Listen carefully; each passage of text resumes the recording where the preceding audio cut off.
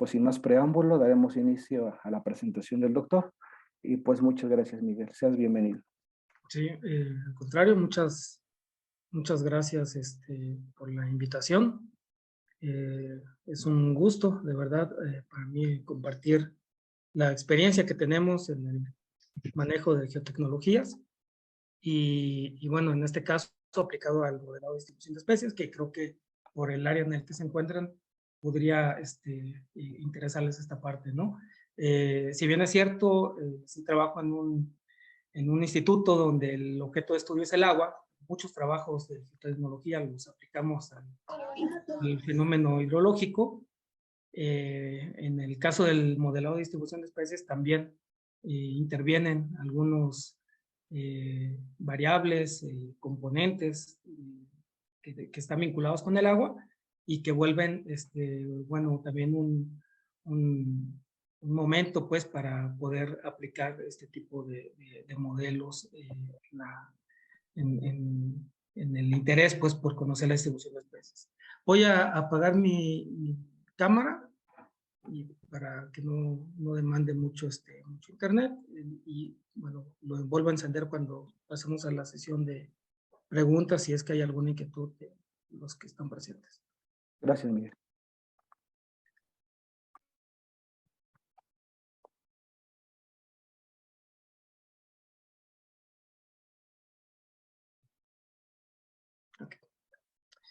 Entonces, bueno, tenemos que las geotecnologías pues, son un conjunto de herramientas, métodos, técnicas y procedimientos orientados a la gestión de la información geográfica digital, ¿sí? No es únicamente como tal la información que está disponible, sino también aquellos procesos que utilizan como entrada de datos pues este tipo de información. Ofrece nuevas posibilidades a la investigación, la docencia y la práctica geográfica y están en nuestras manos aprovechar de modo eficiente esta disposición de información, ¿no? Que de hecho es uno de los objetivos de esta charla, el poder compartirles desde mi experiencia la gama de información que tenemos en cuanto a diferentes temas ambientales y que ellos pueden ser utilizados por el modelado de distribución de especies. El campo como tal pues ha incrementado en gran medida en los últimos años, precisamente por esta disponibilidad de información y aunado pues también al desarrollo cada vez más avanzado de las herramientas geotecnológicas con las que se cuentan. Pues sabemos que cada vez hay más satélites orbitando la Tierra, cada uno de ellos con diferentes objetivos, intereses de captar información de ciertos fenómenos, muchos de ellos de la información que se puede encontrar a través de estos productos, pues tienen que ver con la parte climática y también con el uso y cobertura del suelo, ¿no? Bueno, ahí en la imagen pues se pueden ver algunos satélites de esos que captan información en términos meteorológicos y en términos también de captar la cobertura y uso de la tierra. Uso del suelo, perdón, en todo el territorio global, ¿no? Hay diferentes herramientas también tecnológicas, ya como tal, que conocen como sistemas de información geográfica, o algunos que están más orientados a la programación, pero por mencionar algunos, pues está GeoDesic, quizás de los más conocidos ArcGIS, porque bueno, fue uno de los primeros sistemas de información geográfica con los que pudimos contar, orientados más a la parte de teledetección, ERDAS y ENVI, y actualmente de los software que se utilizan mucho es QGIS por ser software libre y R, ¿no? En el instituto nosotros solemos trabajar mucho con un software que se llama Tercet, porque tenemos convenio con la Universidad de Clark y nos han donado una licencia campus. Tiene muchas ventajas este paquete y sobre todo porque está orientado al análisis raster, lo que le da mayor poder de análisis, ¿no?, a la información que estamos trabajando. Pero vaya, sabemos que la orientación de los trabajos y de los proyectos, pues ya están justo orientados a la parte de utilizar software libre, y en este caso creo que QGIS y R se están volviendo como herramientas bastante fuertes en ese sentido, que van incorporando también cada vez más otro tipo de modelos o herramientas dentro de la misma plataforma que hace que se vaya enriqueciendo día con día, ¿no? Y R, bueno, como parte más en la programación, incluye también algunos herramientas para el manejo espacial, lo que lo hace también muy atractivo, sobre todo para como poder de análisis, ¿no? En cuanto a la cantidad de herramientas que posee. Las aplicaciones de las tecnologías pues son diversas. Prácticamente se podría decir que aplican a cualquier tema, pero pues por mencionar algunos, pues se utiliza mucho en la parte meteorológica, en el balance hidrológico, en temas que hoy en día pues están muy fuertes, como la parte de cambio climático, los cambios en el uso de cobertura de suelo, evaluaciones en las condiciones de estrés de vegetación, ya sea por efectos de sequía o la deforestación, en seguridad alimentaria también. Sabemos que el análisis del clima pues puede llevar a identificar zonas donde potencialmente se puede cambiar a otro tipo de cultivos o evitar, ¿no?, que lleguen a tener ciertas pérdidas por efecto del comportamiento de algunas variables climáticas. En términos de salud también se ha aplicado mucho, y en modelo de distribución de especies, que es el objetivo de este trabajo, incluso en la aplicación que esté dando, que estoy intentando que el tema pues sea muy general, sí les podría compartir alguna experiencia que nosotros hemos tenido en cuanto a la modelación de especies, sobre todo en el caso de modelar la distribución del mosquito Aedes aegypti, que tiene mucho que ver con condiciones climáticas, pero que a su vez hay un interés por evitar que se den algunos tipos de enfermedades como dengue, ¿no?, o otras que el mismo mosquito puede transmitir. Entonces, la idea era juntar estos dos temas que por sí se pueden relacionar de manera muy fuerte, y bueno, justo la idea es que la aplicación lo aborde un poco en este sentido, ¿no? Pero como decía, las aplicaciones y tecnologías pueden ser muy variadas. De entrada, hay un esquema de la modelación que si bien no es necesario que se aborden todos estos temas, sí el que lo hagamos de manera completa pues le da más fuerza a los resultados, ¿no?, que estemos generando. De entrada hay una primera etapa que es la recopilación de datos ambientales, que es aquí donde tiene que ver mucho la parte de las tecnologías, porque cada vez hay una gran gama de datos que se pueden descargar de internet y que son de fuentes oficiales. Algunas de ellas las podemos llamar como variables continuas, estas que en el espacio del territorio pues son muy variables, entre ellas las que son climáticas, bioclimáticas, la vegetación, hablando en términos de índices como el NDVI o el EBI, el índice normalizado o el índice mejorado de vegetación, que son índices muy ocupados, pero que además hay otros también que se pueden generar o descargar. La elevación también es una variable que suele estar muy relacionada con el hábitat, ¿no?, o la presencia de algunas especies. Y Podemos tener algunas otras variables categóricas como las coberturas de suelo, ¿va? Que estas no hay una continuidad en el comportamiento de las coberturas, porque estamos hablando que son más como parches, ¿no? De algunas categorías como bosques, como cuerpos de agua, como zonas urbanas, zonas agrícolas, pastizales, vaya, son categorías en el espacio, en el terreno, y entonces estas se vuelven a considerar como variables categóricas, y tipo de suelo también, y pueden haber algunas otras variables más, ¿no?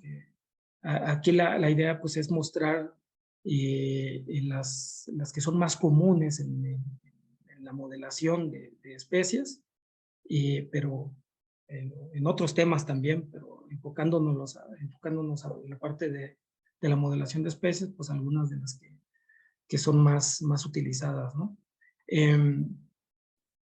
Una vez que se tiene esto, hay un proceso también para selección de las variables, es decir, no todas de ellas pueden ser útiles para modelar la especie, porque a lo mejor no tienen esa relación ambiental con la distribución de la especie. Hay que entender que cuando uno va a modelar una especie, pues sí tenemos que tener como cierto conocimiento, ¿no? De las condiciones por las que la especie pues, se puede sentir quizás más cómoda, ¿no? En ciertas zonas y menos en otras, ¿no? Entonces, ese entendimiento del comportamiento de la especie pues nos lleva a primero utilizar una gama de variables, pero que después estas se pueden resumir o se pueden reducir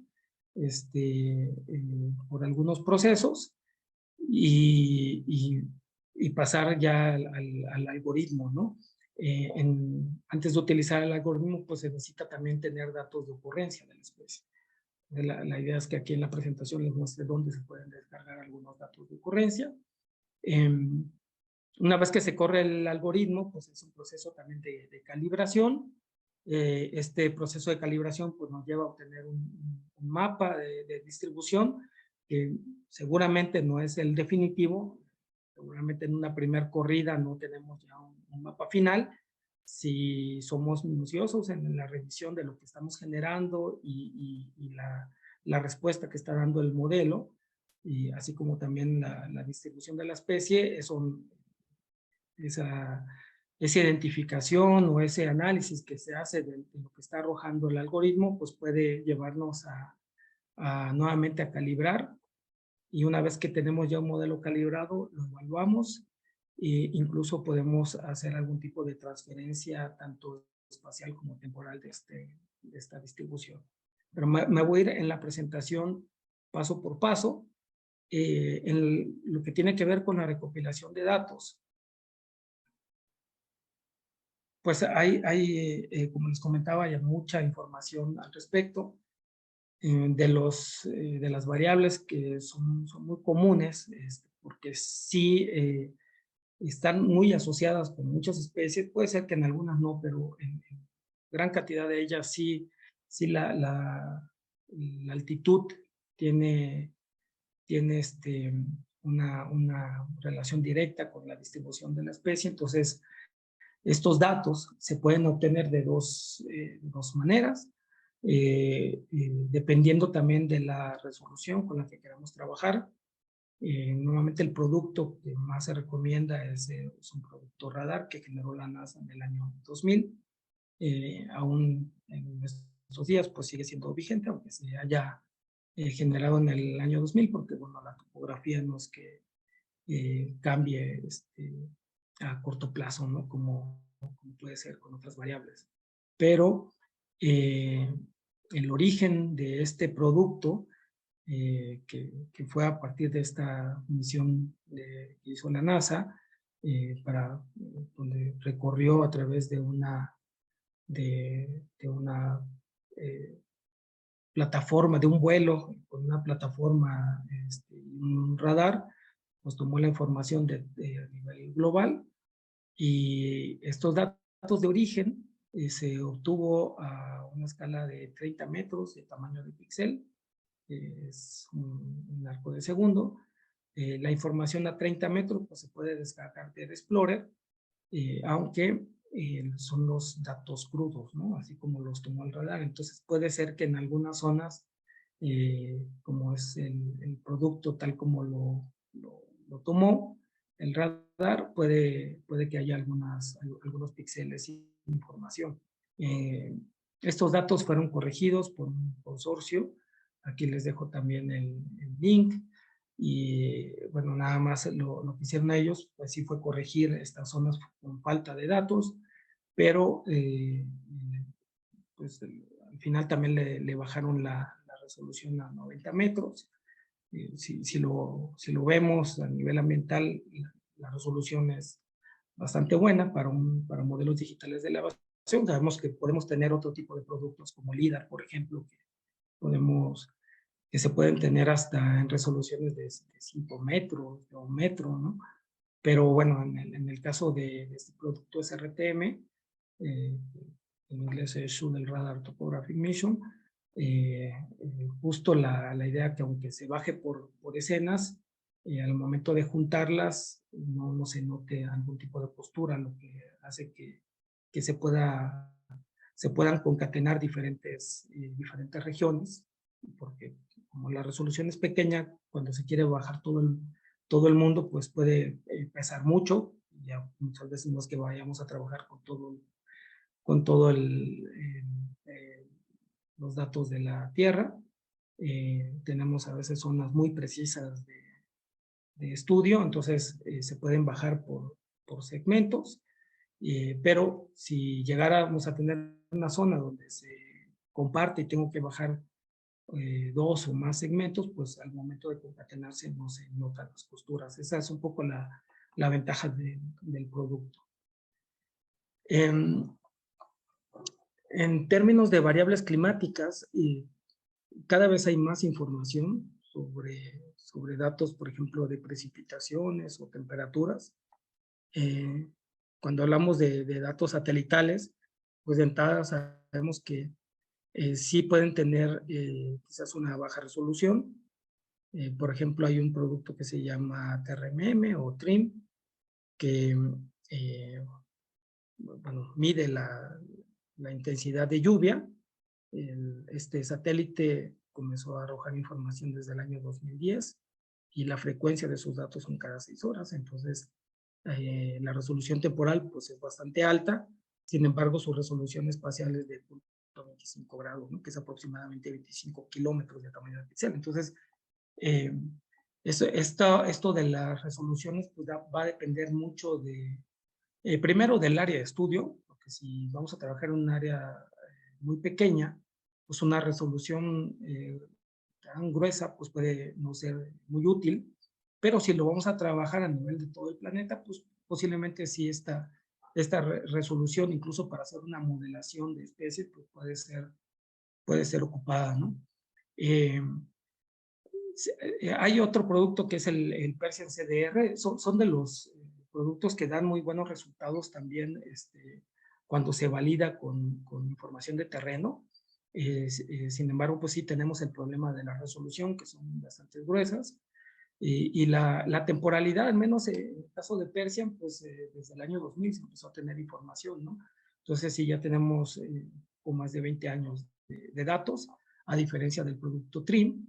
Y hay otro producto que se llama IMARS, que es del satélite GPM, que a pues ya se le bajaron la resolución, 10 kilómetros, entonces eso también los comienza a hacer cada vez más atractivos porque la resolución temporal siguen siendo bastante buenas a nivel diario, los podemos llevar todavía a meses y años, pero digo, ya trabajar a nivel diario pues puede en el caso a lo mejor de alguna especie donde sí su comportamiento es muy variable en el tiempo, pues pueden ser útiles, ¿no? Y en cuanto a temperatura, pues están el producto MODIS, las temperaturas de superficie, ¿no? Que estas resoluciones son de 5 kilómetros y su frecuencia es diaria. Esto cuando hablamos de datos satelitales. Puede ser que para el objeto de estudio que estemos intentando modelar, utilizar datos satelitales por la cuestión de la resolución no sean tan útiles, pero hay otro tipo de productos. Algunos de ellos vienen de información puntual de las estaciones climatológicas, por ejemplo, en el caso de, de, de la base de datos de CLICOM, que viene del Servicio Meteorológico Nacional. Bueno, aquí tenemos más de 5,000 estaciones en todo el país, con datos que vienen desde los primeros años de 1900 y van casi a 1 o 2 años de retraso a lo actual, pero si nosotros quisiéramos generar nuestra información climática, se puede hacer. Para eso es el uso de estas herramientas tecnológicas, porque, bueno, hay métodos de interpolación, hay algunos que son basados únicamente en la distancia, como la parte de la interpolación. Esto para términos climáticos quizás no es tan adecuado, porque pues sabemos que la orografía sí tiene mucho que ver en algunas variables, sobre todo temperatura, pero sí hay otros métodos como el SPLINE, que también lo traen ya varios sistemas de información geográfica, y ese sí considera ingresar algunas otras variables dependientes, independientes al comportamiento mismo de lo que uno está interpolando, ¿no? Entonces, esas imágenes de superficie pues son más, tienen un acercamiento más real, ¿no? A lo que sucede. Al menos para México y Norteamérica, si no queremos pasar por ese proceso de nosotros tratar la información en las bases de datos y utilizar métodos de interpolación, bueno, hay información digital que ya está disponible. Esto lo podemos bajar, por ejemplo, de WorldClim. Estos son datos que se ocupan mucho, incluso para la modelación de especies. Si uno revisa la literatura, se van a encontrar que muchos de los que modelan utilizan datos que vienen de este sitio web, que es WorldClim, porque pues, tiene información de precipitaciones, de temperaturas mínimas, máximas, pero también de variables bioclimáticas, ¿no? En, en el mismo sitio, pues pueden descargar aquí en el listado, en la tabla, pues pueden ver una como descomposición que hicieron de las variables de precipitación y temperatura, para en lugar de manejar solo 2 variables, se manejaran 19, ¿no? Esto pues lo que hace es que, pues sí, en estas dimensiones de espacio y tiempo de las variables, pues permita tener en alguna especie quizás afinidad por cierta condición, ¿no? Por ejemplo, temperatura máxima del mes más cálido, ¿no? O temperatura mínima del mes más frío. Pueden ser que haya alguna especie, no solamente animal, sino también de vegetación, que pueda estar asociada a alguna de estas variables, ¿no? Que hablando en términos más generales como precipitación y temperatura, la relación no sea tan fuerte, o que sí sea fuerte, pero no sabemos en qué periodo del año, y eso lo hace, al menos estas bioclimáticas, pues permiten tener una asociación quizás un poco más detallada de qué es lo que está prefiriendo la especie en pues sí, en sus condiciones ambientales, ¿no? La resolución de estos datos está a 1 kilómetro. Pues ya se pueden dar cuenta que sí, de utilizar datos satelitales, donde las resoluciones más bajas pueden ir a 10 kilómetros. Estas que están interpoladas, pues a 1 kilómetro, pues, parecen bastante bien. No solo para modelar zonas o regiones pequeñas, sino incluso poder modelar todo el país, ¿no? Aquí se ve un ejemplo de las imágenes de precipitación a la izquierda, y las temperaturas, cómo se distribuyen en el territorio. Y bueno, que sí está muy asociada también con la parte de la topografía. Quizás la desventaja que tiene este producto, pues que tenemos nada más un promedio mensual para un periodo de 1970 al 2000. Entonces, sí tenemos 12 meses de datos, pero es un promedio de 30 años. En un estudio que hicimos nosotros en el instituto, junto con algunos investigadores de la UNAM, fue separar un poco más el periodo de información que se tiene de las bases de datos del Servicio Meteorológico Nacional, generar las interpolaciones, pero con periodos de 30 años, a partir de 1910 hasta el 2009. Entonces tenemos, sí seguimos teniendo periodos de 30 años, pero al menos durante todo un siglo, ¿no? Y eso en términos también de modelación de especies puede ser útil porque podemos modelar la distribución en diferentes periodos y saber si esa distribución de la especie pues, ha ido cambiando.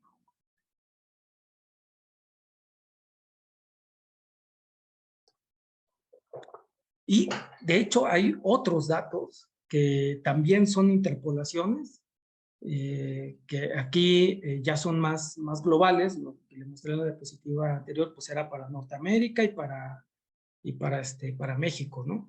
En el caso de estos productos, al menos en el caso de Daimet, pues la ventaja es que podemos tener la información desde 1980 a nivel diario, que también lo hace atractivo en términos temporales, y la información de TerraClimate, que el periodo de análisis o de datos con los que cuentan, pues desde 1958 hasta lo actual, pues también nos da un margen de información bastante amplio y con frecuencia mensual, ¿sí?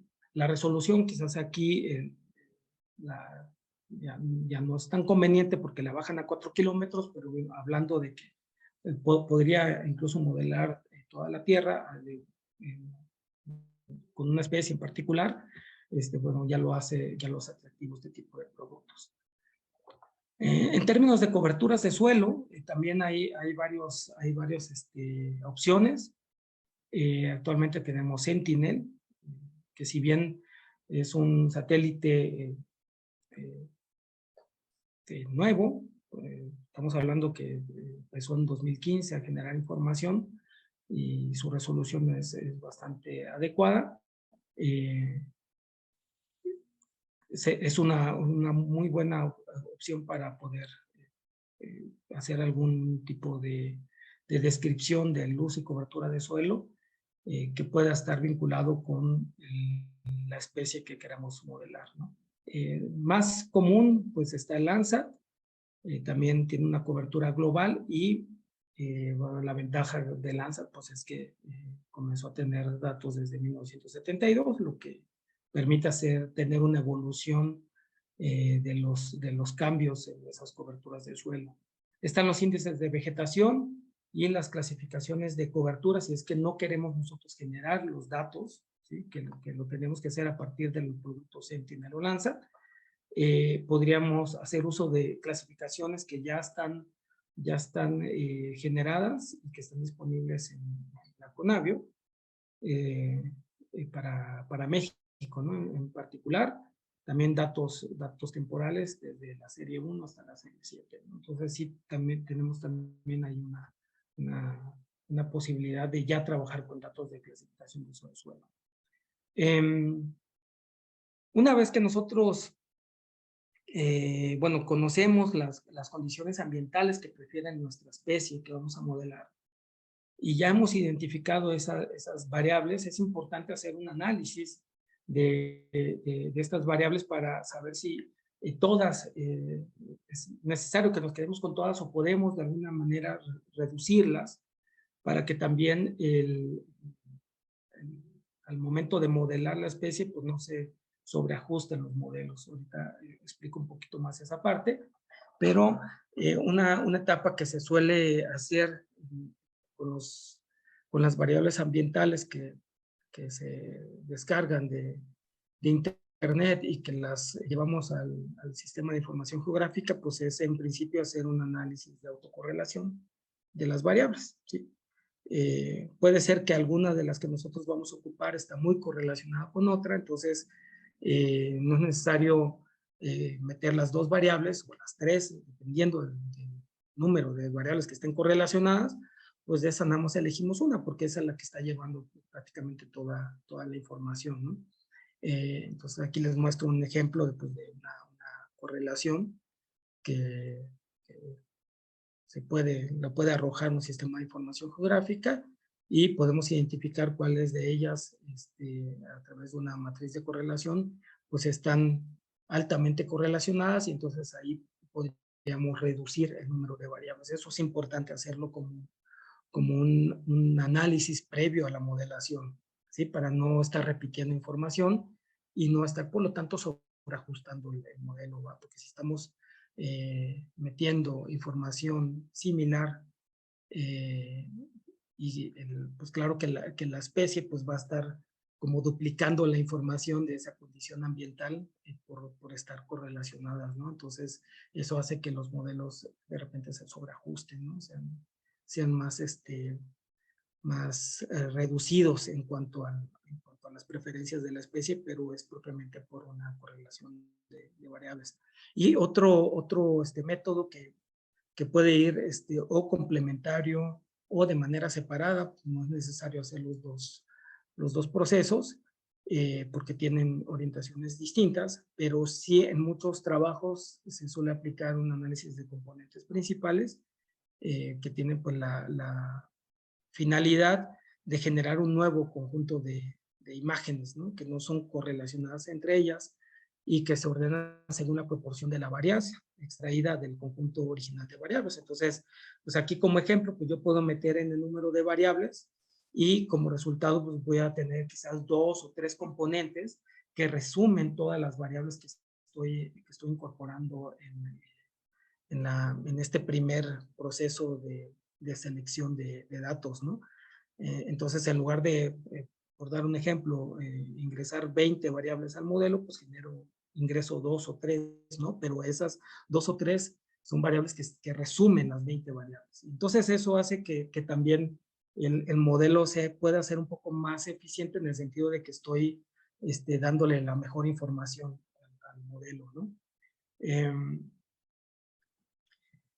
Esto es en cuanto al trabajo que se tiene con las variables ambientales, pero otro dato muy importante es la recopilación de los datos de ocurrencia de la especie, ¿sí?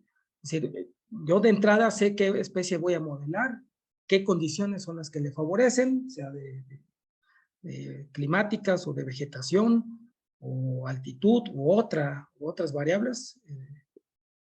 Eso lo conozco, pero necesito también tener datos de ocurrencia, ¿sí? ¿Dónde espacialmente se ha ubicado a la especie? Y para eso pues tengo dos maneras de hacerlo. Una es yendo a campo y una vez que se avista la especie, pues se toma el registro y eso se va documentando para luego llevarlo al SIG, ¿no? Los puntos de presencia de la especie. La otra manera, que puede ser o trabajar con datos que yo tomé en campo, o de manera complementaria tomo información de bases de datos que ya existen, que también esto ha crecido mucho a lo largo del tiempo. Los registros que se tienen en base de datos, pues ya es un volumen bastante importante de datos. Entonces, si se tiene alguna complicación de ir al terreno o a campo para recopilar la información, pues existen bases de datos, ¿no? En algunos trabajos, por ejemplo, se hacen las dos partes, ¿no? Tanto se va a campo como también se retroalimenta la información con las bases de datos disponibles, ¿no? En México, pues tenemos Conavio, pero a nivel internacional, pues hay varias fuentes de información. Quizás de los que más se ocupan es GBIF, Bernet, un poco también por el volumen de información que tienen, pero también la validación que hacen a la información que los usuarios suben de esos monitoreos que hacen de las especies, ¿no?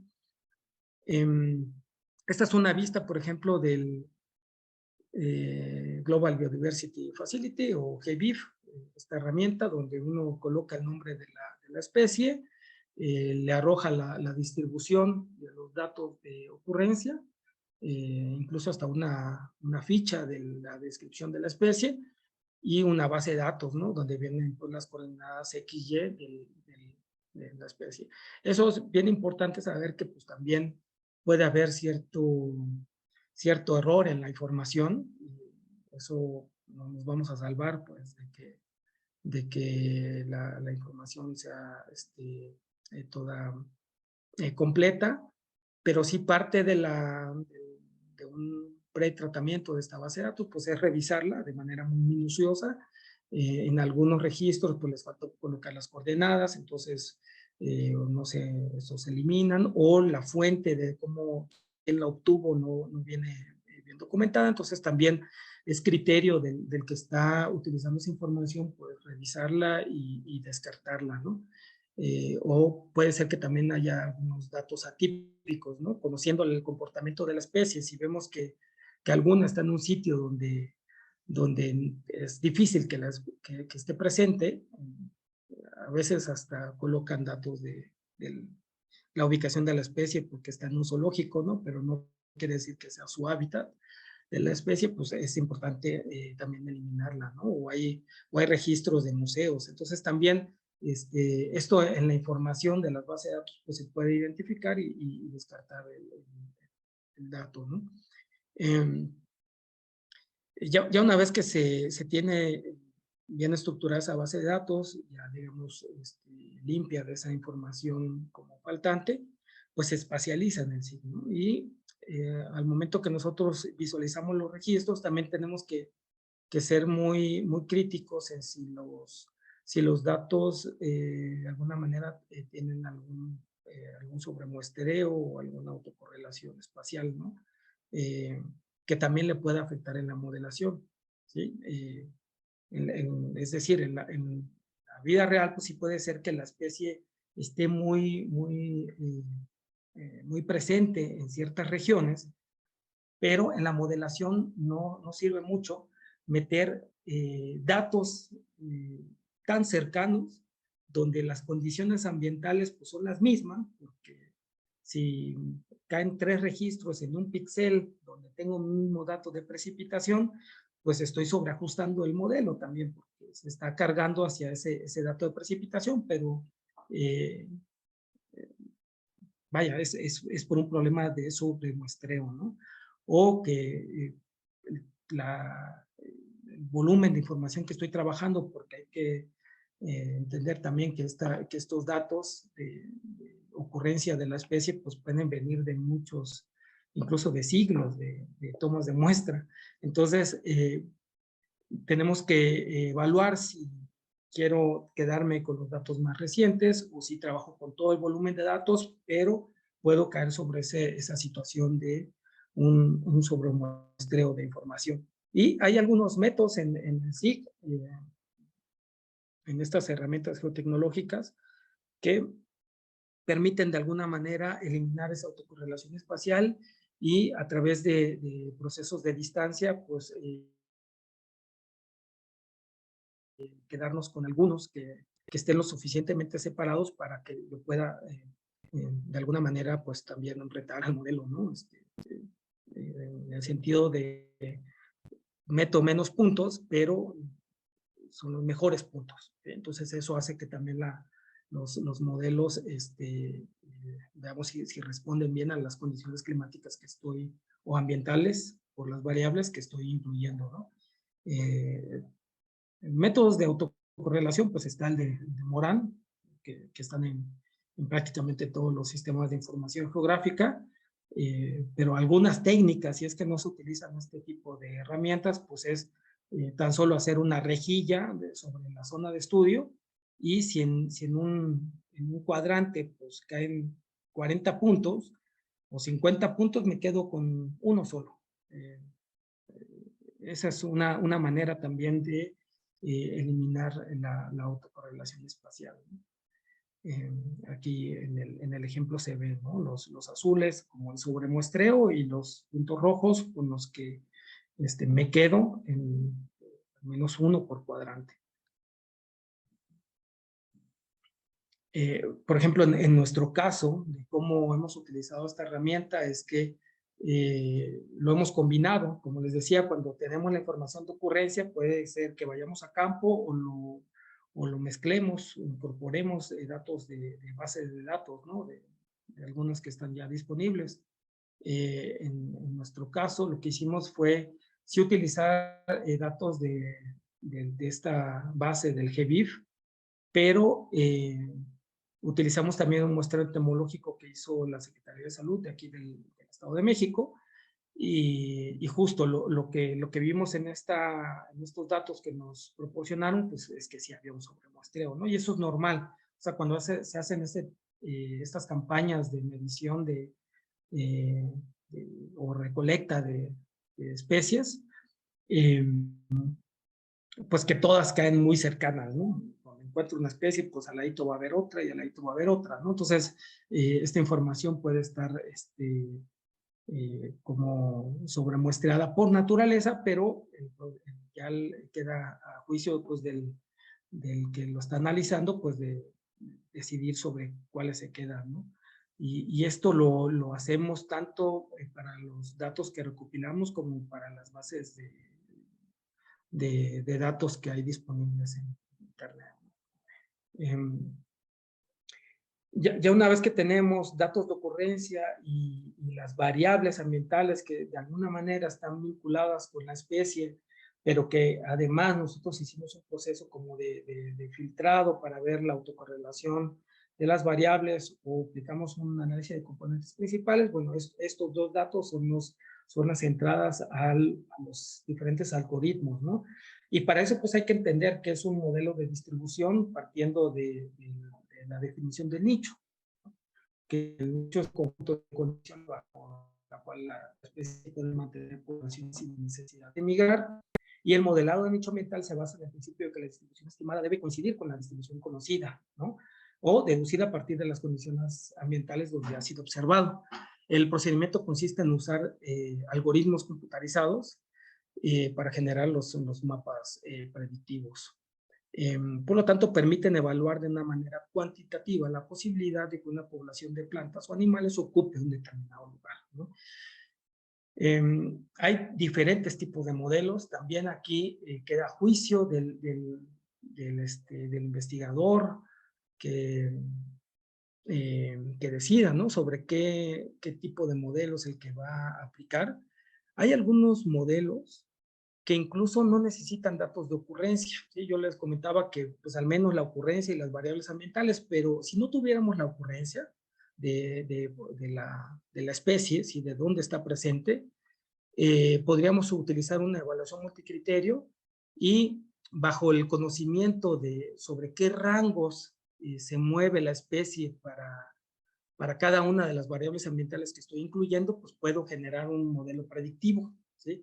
Entonces, sin datos lo puedo hacer, pero en general trabajamos con datos de presencia, de ocurrencia o ausencia, ¿no?, que también este aspecto pues es muy difícil de medir. Pues, se podrán imaginar que pues, si yo veo la especie, pues tomo el registro y ya, pero si no la veo, ¿cómo sé que no está presente en la especie, que no fue en un momento, una casualidad que no la encontré, ¿no?, y que yo la pueda identificar como una ausencia? Hay muchos modelos que trabajan con estas dos informaciones. Se tienen que incluir tanto datos de presencia como datos de ausencia, ¿sí? Entre ellos está pues el random forest, las redes neuronales o modelos aditivos generalizados, modelos lineales, entre los que ocupan presencias y ausencias.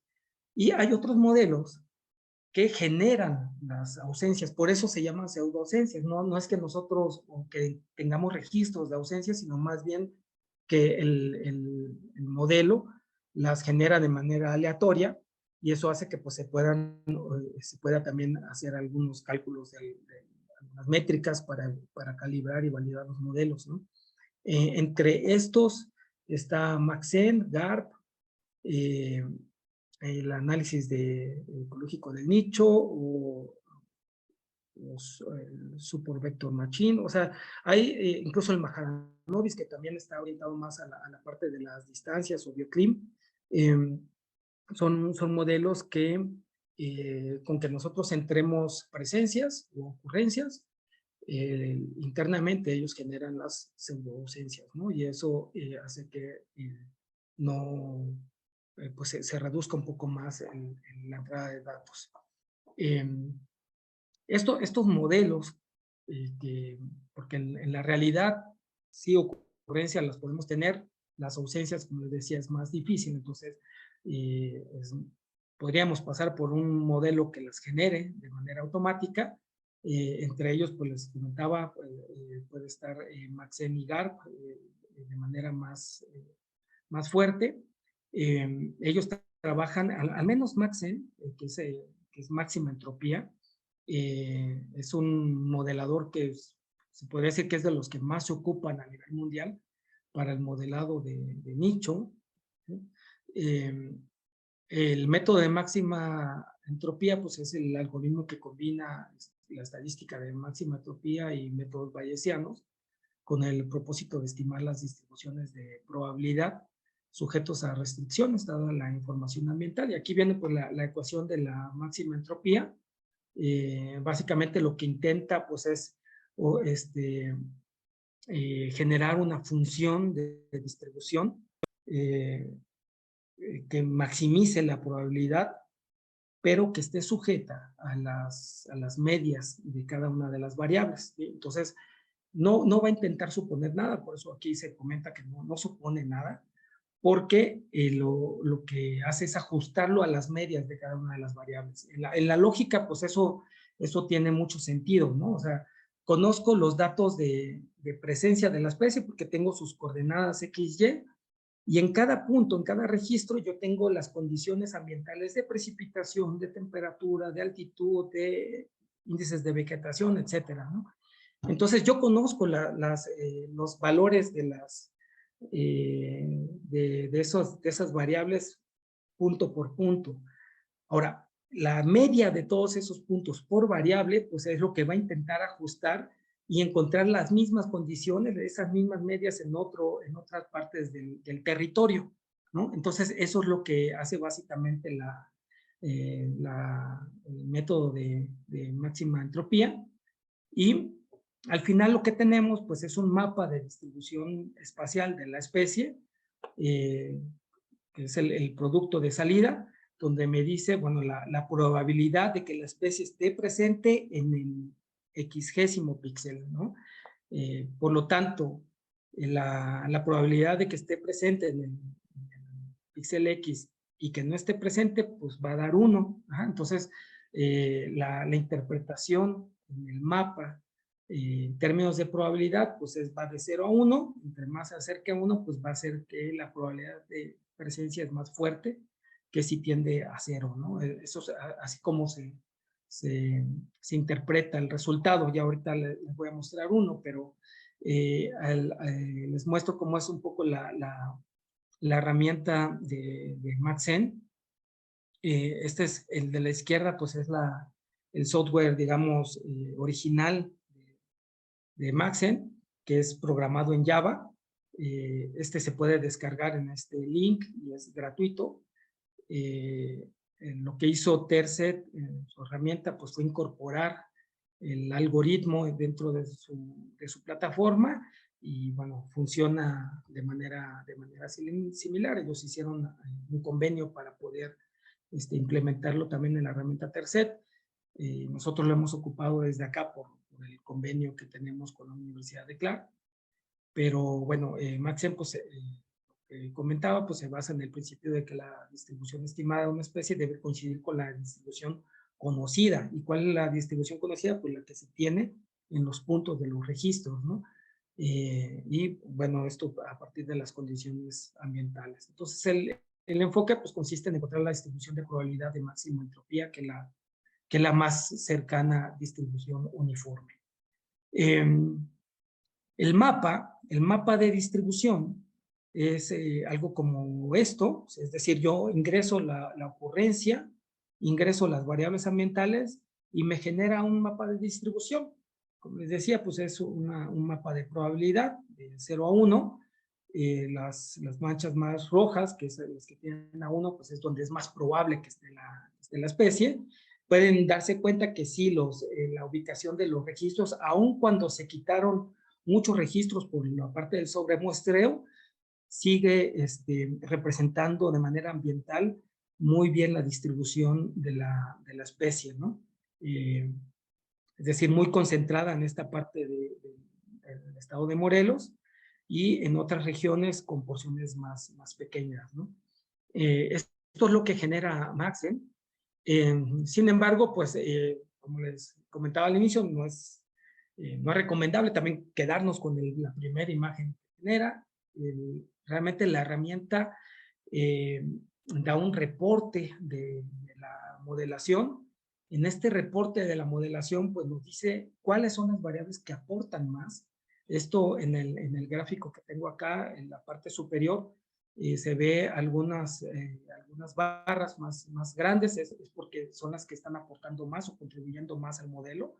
Entonces nosotros ya podemos incluso dar una interpretación de la relación que tiene la especie con la variable. ¿Sí? En este caso, como les comentaba, pues modelamos la especie del mosquito Aedes aegypti y lo que nos arrojó de entrada, pues la que se ve más fuerte ahí es el NDVI, ¿no? Donde sí la vegetación tiene un punto o una relación muy importante, muy estrecha con la presencia en este caso, de la especie que analizamos, ¿no?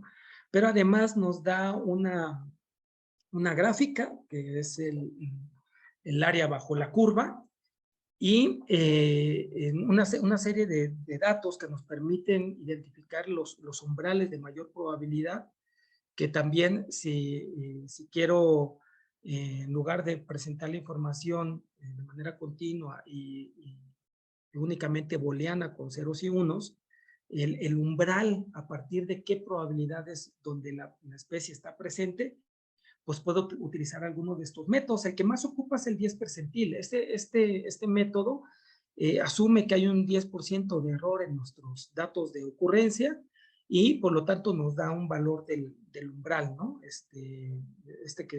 Que dice Logistic Threshold es el umbral a partir del cual yo puedo partir mis datos de presencia y no presencia, ¿no? Que tienen que ver también con una fracción del área predicha, ¿no?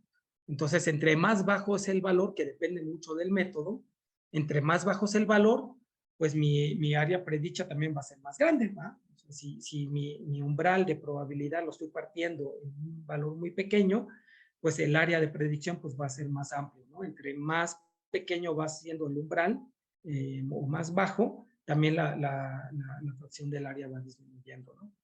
Perdón, si el umbral va aumentando, por ejemplo, del 10 percentil que llega hasta 0.125, la fracción del área pues se reduce, ¿no? Y estoy intentando pues ser más preciso en dónde con mayor seguridad va a estar presente la especie, ¿sí? Porque estoy poniendo el umbral más con un valor de probabilidad más alto y eso está haciendo que el área se vaya reduciendo. Esa es una de las ventajas de esto. Pero dentro de esas métricas, pues está el área bajo la curva, ¿no? Que este es un ejemplo de lo que da la roja, la herramienta. Esta área bajo la curva, que es una métrica de calibración, pues parte de la matriz de contingencia o de confusión. Es cierto que yo voy a intentar que prácticamente todas mis presencias queden o todas las ocurrencias que yo estoy entrando al modelo, al final queden en una zona predicha, ¿sí? Entonces, en el primer cuadrante, pues tengo los verdaderos positivos, las presencias que fueron bien predichas, ¿no? Y por otro lado, también las ausencias, o en este caso las pseudo ausencias, que son las ausencias que también son identificadas en zonas no predichas, ¿no? Entonces, esos serían los dos cuadrantes que nos interesarían, ¿no? Los otros cuadrantes, como el FP o los falsos positivos, pues sería más bien una ausencia que fue predicha como presencia, o una presencia que cayó en un área no predicha, ¿no? Entonces, esos serían como los errores a los que no quisiéramos o no quisiéramos encontrar en nuestro resultado, ¿no? El área bajo la curva, al final, pues es una proporción que en este caso, pues lo arroja de 0 a 1. Entre más me acerque a 1, quiere decir que acerté más en mis ocurrencias, ¿no? Que cayeron sobre zonas predichas.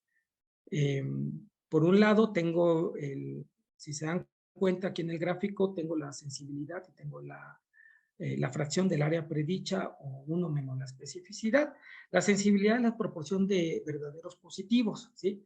Entonces, claro que voy a buscar que tenga una mayor cantidad de ocurrencias correctamente predichas, ¿sí? Entonces, entre más alto es este valor, pues también la curva se va haciendo más hacia la izquierda. Entre más bajo está haciendo este valor, pues estoy yendo hacia el 0. Por lo tanto, el modelo pues va a disminuir, digamos, en su rendimiento, ¿no? Incluso aquí en el ejemplo pues vemos un dato con información de prueba, perdón, que este sería de 0.94, es decir, hablando de un buen modelo, y la predicción aleatoria, que si lo vemos que parte al rectángulo, pues eso sería un valor de área bajo la curva de 0.5, ¿no? Que sería lo que le corresponde, lo que se refiere que sería un modelo azaroso, un modelo aleatorio, es decir, como puede caer la ocurrencia en una zona predicha como no predicha. Entonces eso lo hace muy incierto, ¿no? El resultado.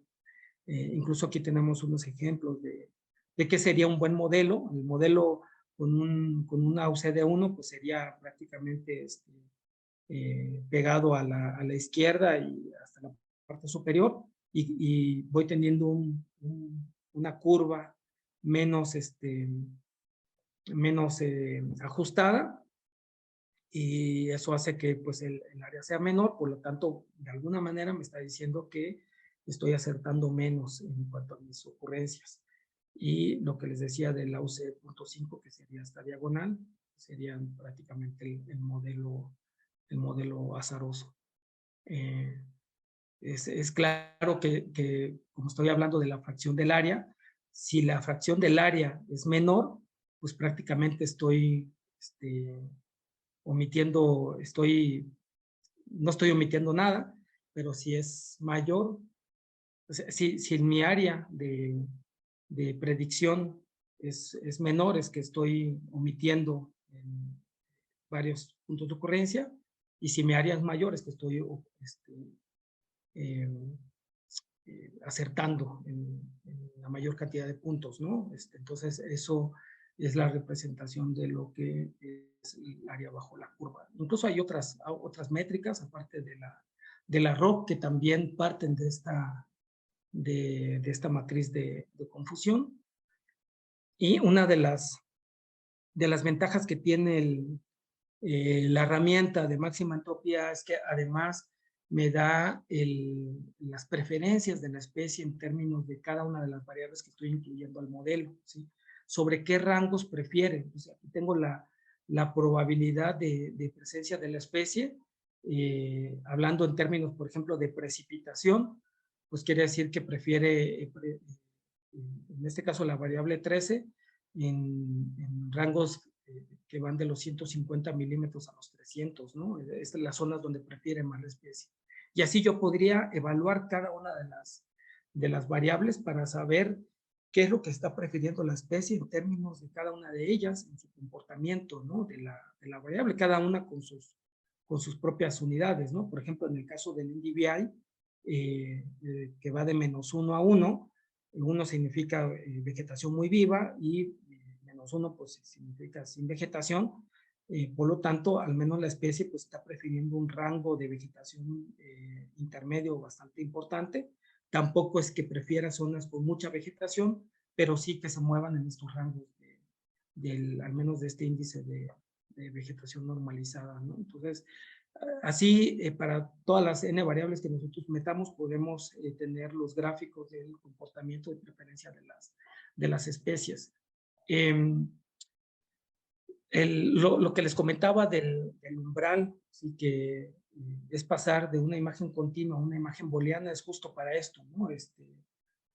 Visualmente yo podría identificar de manera más clara cuáles serían las zonas donde la especie tiene mejores condiciones, ¿no? Ambientales, y en nosotros, en el caso de la modelación del mosquito, también lo relacionamos con los casos de dengue, ¿sí? Que es una información que también nos las compartieron el Instituto de Salud, y vemos que sí tiene mucha relación lo que me arroja el modelo de distribución, que es el rojo, con la ubicación de los casos, ¿sí? de presencia. Incluso hicimos un zoom sobre una región y vean las zonas rojas, que es donde está prefiriendo el mosquito, y cómo se están presentando los casos en esta región. ¿Sí? Puede ser que algunos puntos se alejan, tampoco es que sea un modelo perfecto y que el área bajo la curva es 1 porque todos los puntos caen sobre una zona en 1.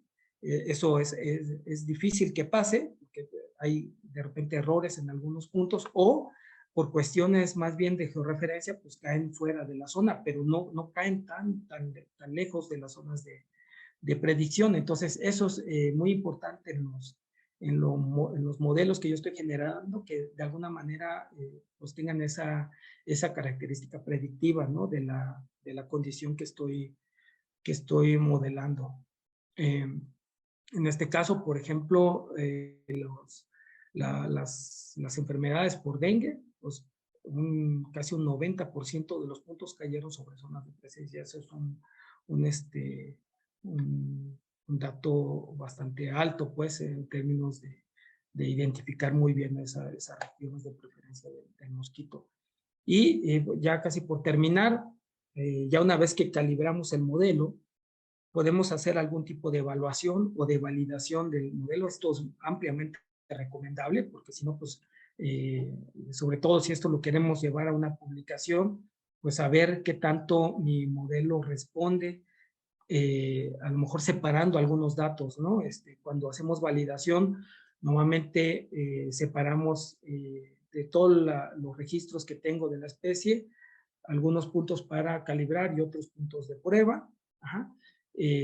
A veces es 75%, 25%, 70%, 30%, vaya, no, esto puede ser variable, también puede depender de la cantidad de puntos que tengamos, pero esto en la herramienta de máxima entropía se puede incluir el porcentaje que quiero para hacer la prueba de mi modelo o la validación. Hay varios métodos, está el cross-validate, el bootstrap, su muestreo, o incluso si nosotros tuviéramos datos de alguna base de datos, ¿no? Que está disponible en internet, pero también tengo datos en campo, yo puedo utilizar en esta opción de sample file, meter los datos que yo quiero, con los que yo quiero probar el modelo, ¿sí? Y entonces esto es para saber qué potencial predictivo tienen, no incluyendo algunos datos para la modelación, pero sí para la validación. Y me da ya dos curvas en la ROC, donde una pues es la calibrada y otra es la validada, ¿no? Esto se puede hacer en la herramienta, y una vez que también la validación pues fue satisfactoria, pues puedo incluso transferir el modelo. Es decir, yo ya tengo cierto nivel de confianza con lo que generé para una región de estudio quizás más pequeña, entonces puedo transferir el modelo. Y cuando hablo de transferir es que puede ser que me interese, si la modelación lo hice para el Estado de México o para esta región del centro, pues quiero transferirlo a una parte de Sudamérica, ¿no? Entonces, con los datos que yo estoy calibrando, busca la información en otra región con la que no estoy propiamente con los datos de ocurrencia, ¿no? Entonces busco estas mismas condiciones que encontré acá en otros lugares. Eso es una transferencia espacial y una transferencia temporal, que esto también ya es muy común, utilizar los modelos de circulación global de cambio climático, utilizando los diferentes RCP. Entonces puedo transferir el modelo a nivel temporal, ¿sí? Es decir, estas condiciones con las que yo estoy modelando en el futuro, donde más se va, puede tener presencia la especie, ¿no? Entonces, yo puedo modelarlo a diferentes años con diferentes modelos. En este caso, yo les traigo el ejemplo de un solo modelo, que es el MPI, donde transferimos este modelo al año 2050 y 2070, y vemos que sí, el área de distribución del mosquito pues se puede ampliar. Esto pues nos puede ser muy útil como herramienta de toma de decisión para intentar pues, prevenir algunas regiones donde puede ser que haya una gran cantidad de población y que los servicios quizás médicos no sean los adecuados, donde estamos a tiempo de mejorarlos para que el impacto sobre las enfermedades o de funciones por dengue o por otro tipo de enfermedad que causa el mosquito, pues puede se pueda evitar, ¿no? Ese es como el objetivo de la modelación. Bueno, ya para terminar, pues como conclusiones es que pues un buen modelo es aquel que logra predecir a nivel espacio-temporal. Hay una diferencia importante que debemos tener en cuenta entre el lugar y las condiciones. La especie realmente no sabe dónde está, no es que vaya por ahí con su GPS y vaya sabiendo en qué coordenadas está. Lo único que la especie sabe es que bajo esas condiciones ambientales se siente cómoda, y por eso la importancia pues, de estas geotecnologías para que podamos utilizarlas en las modelaciones. Las escalas de tiempo, pues hay que tener cuidado, que normalmente modelemos la información que tenemos de ocurrencia con el comportamiento también de las variables, que de alguna manera vayan asociadas. Si bien es cierto en términos de clima, no es que cambie tan drásticamente, podemos hablar sí de condiciones medias y abarcar un gran número de años, pero sí no perder de vista la parte del tiempo. La calidad de las variables ambientales, pues hay que revisarlas, ¿sí? No nada más descargar por descargar, sino sí documentarlas adecuadamente y que las fuentes pues, sean oficiales. La distribución de datos sobre la distribución de la especie deben ser suficientes y confiables, y así como para las variables ambientales, pues también para los datos de ocurrencia, pues deben de ser los más correctos posibles. ¿Sí? Puedo tener 100 puntos, pero no quiere decir que los 100 o los 1000 puntos sean los mejores, ¿no? Yo puedo elegir sobre esa gama de información que tengo cuáles serían los más adecuados. También hay que tener en cuenta la influencia de otros factores de nicho, como barreras para su dispersión y competencia entre especies, que eso a veces es más por la experiencia del que está modelando que por poder obtener información de estos aspectos, ¿no? Que sí puede ser un poco más difícil. Bueno, de mi parte, pues sería todo. Y quedo dispuesto si hay algún comentario, alguna duda, con gusto.